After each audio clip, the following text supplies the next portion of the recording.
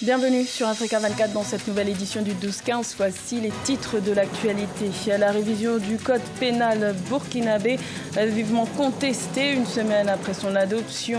Les mouvements de défense des droits de l'homme et les associations de presse sont vent debout contre cette loi qu'ils jugent liberticide.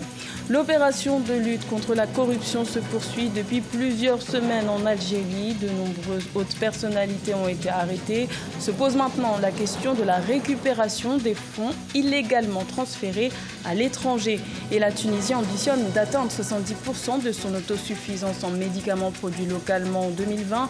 Les autorités tunisiennes comptent sur le développement de l'industrie pharmaceutique locale pour atteindre cet objectif. Mais tout d'abord, l'Union africaine et l'Éthiopie, médiateurs dans la crise soudanaise, ont présenté ce jeudi une nouvelle initiative aux contestataires soudanais, alors que dans le même temps, le bras de fer avec le Conseil militaire de transition se poursuit. Le nouveau plan présenté prévoit, comme auparavant, une instance de transition constituée de 8 civils et de 7 militaires. Sur les 8 civils, 7 seraient issus de l'Alliance pour la liberté et le changement, fer de lance de la contestation. Cette instance serait également présidée par un militaire pendant 18 mois avant qu'un civil ne prenne la relève jusqu'à la fin de la transition qui doit durer au total 3 ans. Reste à savoir si ce plan sera accepté par les deux parties, à savoir le Conseil militaire de transition actuellement au pouvoir et le mouvement de contestation. De leur côté, les chefs de la contestation ont appelé à une mobilisation de masse le 30 juin. Le nouveau code pénal, adopté le 21 mai au Burkina Faso, continue d'être contesté. Ces nouvelles dispositions prévoient un durcissement des sanctions en cas de diffusion d'informations sur les opérations militaires, ce qui n'est pas apprécié par les associations de presse et par les mouvements de défense des droits de l'homme qui jugent cette loi liberticide. Reportage de notre correspondant Jean-Paul Ouedraogo. Une semaine après son adoption, le nouveau code pénal burkinabé est de plus en plus critiqué par les organisations professionnelles des médias. Mercredi 26 juin 2019, c'est la Fédération internationale des journalistes qui, à son tour, a sanctionné le dit code, lequel prévoit désormais jusqu'à 10 ans d'emprisonnement pour la diffusion d'informations relatives aux opérations militaires. Moi, je ne pense pas qu'on ait besoin de légiférer et que les forces de défense en soit arrivé effectivement à avoir besoin qu'on les protège avec une telle loi. J'ai comme l'impression qu'on infantilise nos forces de défense et de sécurité. Dans un communiqué, l'organisation a appelé à l'abandon de la réforme qui, selon elle, constitue une violation caractérisée de la liberté de presse. Ce gouvernement, vraisemblablement, n'est pas un gouvernement qui soutient la liberté de la presse, ce n'est pas un gouvernement qui promet la liberté de la presse, c'est bien un gouvernement plutôt qui croit trouver une réponse à sa fébrilité, à son incapacité effectivement à faire respecter la loi. La FIJ appréhende difficilement la question de l'autorisation préalable délivrée par l'État avant toute diffusion d'images ou de sons de scène d'infractions de nature terroriste. Elle dit craindre une restriction considérable du travail des journalistes dans le pays. La justice algérienne a procédé à de nombreuses arrestations de hautes personnalités dans le cadre de la lutte contre la corruption depuis la démission du président Abdelaziz Bouteflika le 2 avril 2019. Se pose maintenant la question de la récupération de l'argent illégalement transféré à l'étranger qui était évalué à 11 milliards de dollars en 2015. Aminata Bari. La justice algérienne mène depuis quelques semaines une grande opération afin de lutter contre la corruption. Nommée Main propre, il s'agit de l'une des plus importantes opérations de ce type dans l'histoire contemporaine du pays. Elle touche notamment des hommes d'affaires, des hauts responsables de l'État et des cadres sans distinction de secteur. C'est une opération inédite, un peu nouvelle dans l'histoire de l'Algérie et qui pourrait donc créer ce qu'on peut appeler un précédent judiciaire en Algérie. Puisque l'Algérie a adopté la Convention des Nations Unies sur la lutte contre la corruption et a adopté même une loi interne en 2006 qui permet de geler les fonds, de les récupérer, également de les retransférer d'une nouvelle fois. Une opération qui sonne comme une révolution pour la société civile algérienne, mais qui soulève également un problème, celui de la récupération de l'argent détourné. Les juristes rappellent qu'il existe bien un dispositif consacré dans la Convention des Nations Unies qui met en œuvre le droit à la restitution. D'autres avocats, notamment au Canada, aux États-Unis, des avocats d'origine algérienne, ou qui sont soutenus par leurs confrères, essaient d'entamer des procédures pour justement récupérer l'argent. Parce qu'énormément d'argent a été détourné.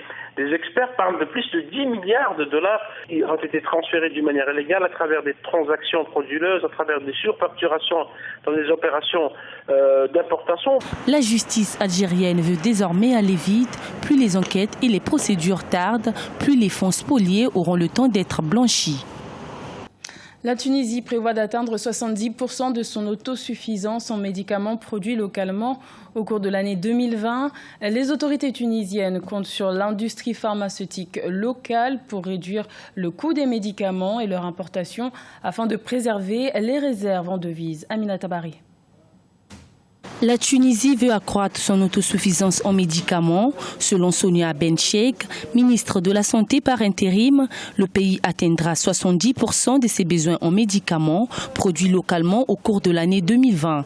Cet objectif sera atteint à travers le renforcement des capacités stratégiques des fabricants de médicaments tunisiens de manière à réduire le coût de l'importation pour préserver les réserves en devises. Normalement, dans une Tunisie qui planifiait dans le temps toutes ses actions économiques, politiques, sociales surtout, nous préparions tous les éléments pour que tout ceci soit possible.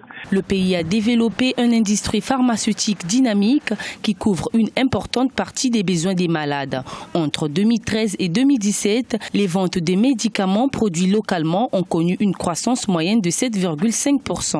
Étant donné le lancement de projets de fabrication et de production de médicaments de qualité en Tunisie par des entreprises qui sont soit tuniso-tunisiennes, soit des joint ventures avec des entreprises internationales et qui obéissent aux critères de sécurité et de défense de l'intérêt des citoyens du point de vue de leur santé. Si la production locale des médicaments pharmaceutiques ne couvre que 44% des besoins du marché national, la Tunisie reste néanmoins présente sur le marché africain du médicament et ses exportations sont destinées au marché maghrébin à 70%, 15% à l'Europe et 15% aux pays africains et le monde arabe.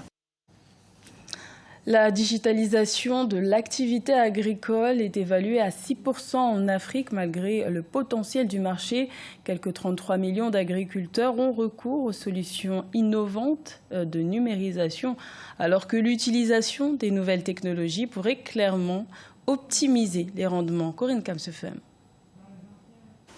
Selon un rapport du Centre technique de coopération agricole et rurale, la numérisation de l'agriculture en Afrique est de 6% avec une accélération ces 3 dernières années. Sur les 390 solutions digitales recensées en 2019, 60% ont été lancées depuis 3 ans seulement et 20% depuis 2018. En termes d'innovation majeure, on a déjà l'utilisation des drones qui ont pour fonction de prendre des images aériennes des plantations.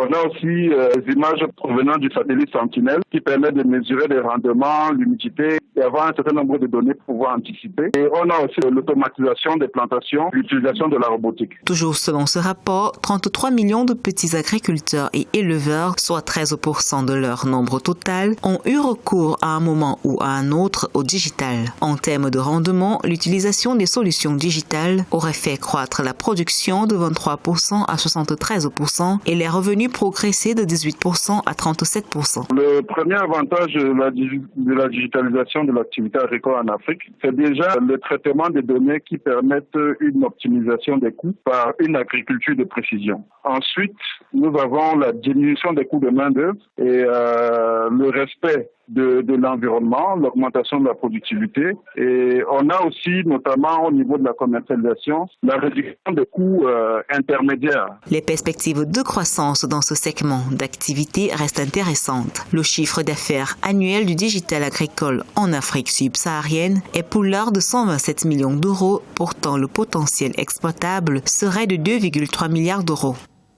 Dans le reste de l'actualité, la phase de groupe de la CAN 2019 de football se poursuit en Égypte. Et voici les résultats de ce jeudi 27 juin. Madagascar l'a emporté 1-0 face au Burundi. La Tanzanie s'est inclinée 2-3 face au Kenya. Et l'Algérie s'est imposée 1-0 face au Sénégal. Les matchs à suivre en ce jour sont Tunisie-Mali à 14h30 GMT, Maroc-Côte d'Ivoire à 17h GMT et Afrique du Sud-Namibie à 20h GMT. Et sachez qu'une émission spéciale sur la CAN 2019 de football animée par notre journaliste sportif José Douglas vous est proposée tous les jours à 10h GMT et à 13h GMT sur notre antenne jusqu'au 19 juillet. C'était le journal de la rédaction. Merci de l'avoir suivi. L'information continue sur Africa 24.